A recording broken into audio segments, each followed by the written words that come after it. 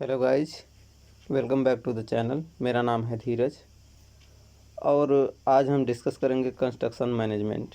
तो क्या होता है कंस्ट्रक्शन मैनेजमेंट और इसकी आवश्यकता क्यों है, ये इसका मेन उद्देश्य क्या है, इन सब के विषय में हम चर्चा करेंगे। तो चलिए पहले जान लेते हैं कंस्ट्रक्शन मैनेजमेंट की परिभाषा। तो कंस्ट्रक्शन मैनेजमेंट कहते किसे हैं, तो ध्यान दीजिएगा, विभिन्न वर्गों के श्रमिकों तथा कर्मचारियों को किसी निर्माण कार्य पर इस प्रकार स्थापित करना कि वह सब एकजुट होकर एक दिशा में आगे बढ़ते हुए परियोजना को निर्धारित समय में और एवं एक निश्चित लागत में पूर्ण कर दें। वही जो है हमारा कंस्ट्रक्शन मैनेजमेंट कहलाता है। और कंस्ट्रक्शन मैनेजमेंट के लिए एक कुशल और अनुभवी मैनेजर का होना आवश्यक है। और जैसा कि हम बताने वाले हैं आपको, निर्माण प्रबंधन किसी भी बड़ी परियोजना को निर्माण प्रबंधन इसकी आवश्यकता क्यों है। किसी भी बड़ी परियोजना के लिए निर्माण प्रबंधन की आवश्यकता पड़ती है और जिन कार्यों के लिए इसकी आवश्यकता पड़ती है उनमें से पहला है प्लानिंग, दूसरा है ऑर्गेनाइजिंग। प्लानिंग का अर्थ होता है आयोजना बनाना, दूसरा ऑर्गेनाइजिंग यानी संगठन करना, तीसरा स्टाफिंग। स्टाफिंग का अर्थ है कि कर्मचारियों की नियुक्ति करना। तो जो मैनेजर है वो अपने हिसाब से कर्मचारियों की नियुक्ति करता है कि कौन कौन से कर्मचारी कहाँ रखना है, कैसे करना है, वो सब उसको देखना होता है। डायरेक्टिंग तो निर्देशन करना, वही बताना होता है। डायरेक्टिंग का मतलब डायरेक्ट करो, कि वही बताना होता है कि कहाँ आपको क्या करना है, कैसे करना है। मोटिवेशन उनका अभिप्रेषण करता है। कंट्रोलिंग यानी नियंत्रण रखता है कि कौन क्या कर रहा है, ये सब देखता है और सब चीज़ें अपने हिसाब से चलाता है। तो कंट्रोल उसके हाथ में होता है, मैनेजर के हाथ में। और कोऑर्डिनेटिंग यानी कि समन्वय करना। और एक चीज़ और बता दें हम आपको कि जो इसकी आवश्यकता है वो निम्न उद्देश्यों की पूर्ति के लिए की जाती है। तो कौन कौन से उद्देश्य हैं, जैसे कि निर्माण कार्य को निर्धारित अवधि में संतोषजनक ढंग से पूर्ण करने के लिए कंस्ट्रक्शन मैनेजमेंट बहुत ही आवश्यक है। और अगला, निर्माण सामग्री तथा श्रम का अपव्यय रोकने के लिए, जो फालतू के खर्चे हैं उनको रोकने के लिए।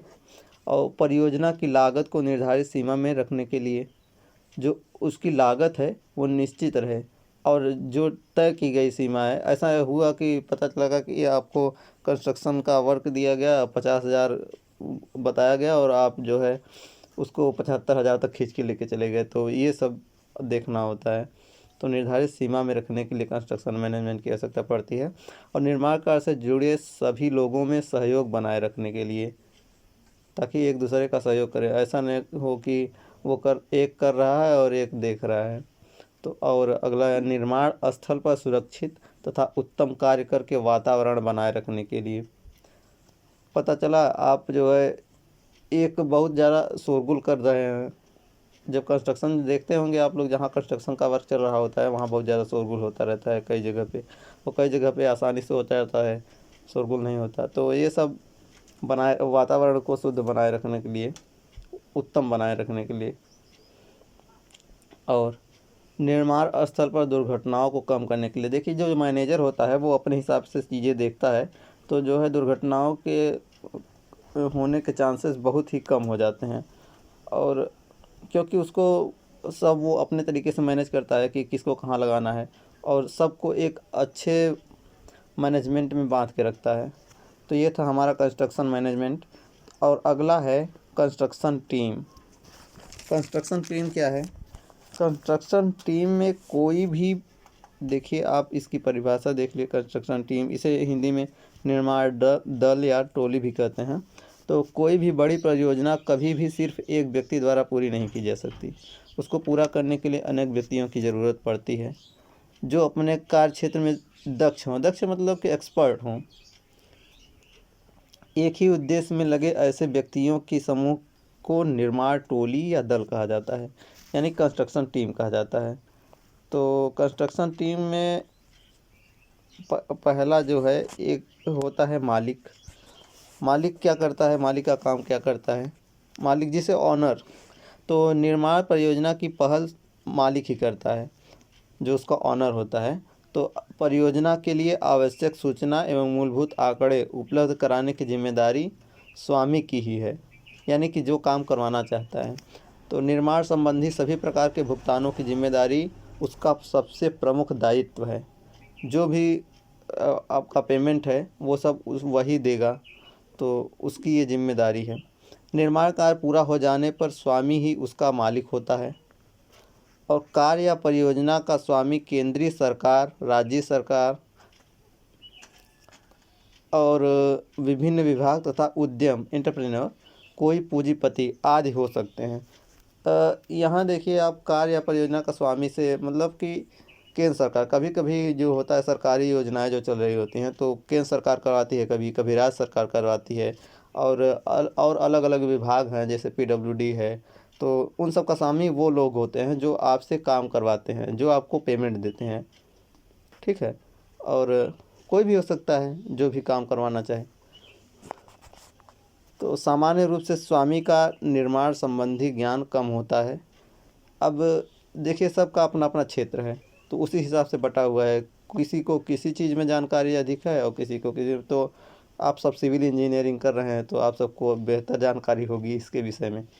तो कंस्ट्रक्शन मैनेजमेंट की जानकारी आप लोग इकट्ठा करिए। खैर चलिए आगे बढ़ते हैं। तो जिसके कारण वो उसके पास जानकारी कम होती है मालिक के पास, जिसके कारण वो इंजीनियरों और ठेकेदारों को इसका माध्यम बनाता है परियोजना को पूरा करने के लिए। तो बड़ी और विशाल परियोजनाओं पर विभिन्न अधिकारियों और ठेकेदारों के बीच समन्वय का कार्य भी स्वामी ही करता है। ठीक। और दूसरा है इंजीनियर यानी कि अभियंता, आप सब। तो चलिए देखते हैं। परियोजना का विवरण तैयार करने में तथा उसे क्रियान्वयन करने के लिए, क्रियान्वयन मतलब कि आप उसे जो साँचा देंगे, जो उसका स्वरूप देंगे वो आप ही देंगे। तो क्रियान्वयन करने के लिए स्वामी आवश्यकता अनुसार अभियंताओं की नियुक्ति करता है। यानी कि अब देखिए आप सबको वो चूज करेगा। अभियंताओं का कार्य अपने स्वामी की परियोजना से संबंधित अभिकल्पन, अभिकल्पन का मतलब होता है डिजाइन। तो ड्राइंग, कार्य से विशिष्टियों, स्पेसिफिकेशंस एवं लागत आकलन, आप सब एस्टीमेटिंग आपका सब्जेक्ट है तो उसके अंतर्गत है ये। तो एस्टीमेट तैयार करना। ठीक। वह कार्य के लिए ठेका दस्तावेज यानी कि कॉन्ट्रैक्ट डॉक्यूमेंट तैयार करता है। अभिकल्पन को अंतिम रूप देने के पहले अभियंता को निर्माण विधियों, कंस्ट्रक्शन मेथड एवं निर्माण में प्रयोग होने वाले उपकरणों आदि पर गंभीरता से विचार करना चाहिए। अभियंता के अंतिम निर्णय आधुनिक निर्माण तकनीकों, पदार्थों, उपकरणों की एवं कीमतों के पर्याप्त व्यावहारिक ज्ञान पर आधारित होने चाहिए।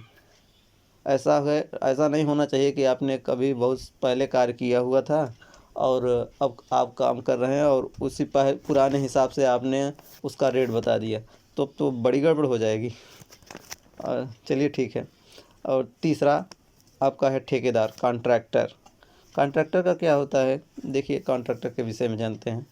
कॉन्ट्रैक्टर यानी कि अभियंता दल द्वारा कार्य के अभिकल्पन, अभी हमने बताया अभिकल्पन का अंग्रेजी में डिजाइन कहते हैं। डिजाइन वैसे ज़्यादा समझने में अच्छा है तो डिजाइन आप यूज करिएगा। ड्राइंग, विशिष्टियाँ तथा अन्य विवरण तैयार हो जाने पर स्वामी दल द्वारा स्वामी दल की ओर से अभियंता दल द्वारा, ये देखिए आपको कन्फ्यूजन थोड़ा सा हो रहा है तो मैं फिर से बोल देता हूँ। जो ड्राइंग है और डिजाइन है, स्पेसिफिकेशन है, लागत है, सब कुछ तैयार हो जाने के बाद जो स्वामी दल है वो अभियंता दल द्वारा कार्य के लिए निविदाएं आमंत्रित की जाती हैं। जब सब कुछ वो देख लेता है तो वो जो है टेंडर निकालता है, जो अब टेंडर निकालता है और उसके बाद सबसे जब तब फिर इंजीनियर्स आते हैं, सबसे कम निविदा देने वाले ठेकेदार को कार्य सुपुर्द कर दिया जाता है।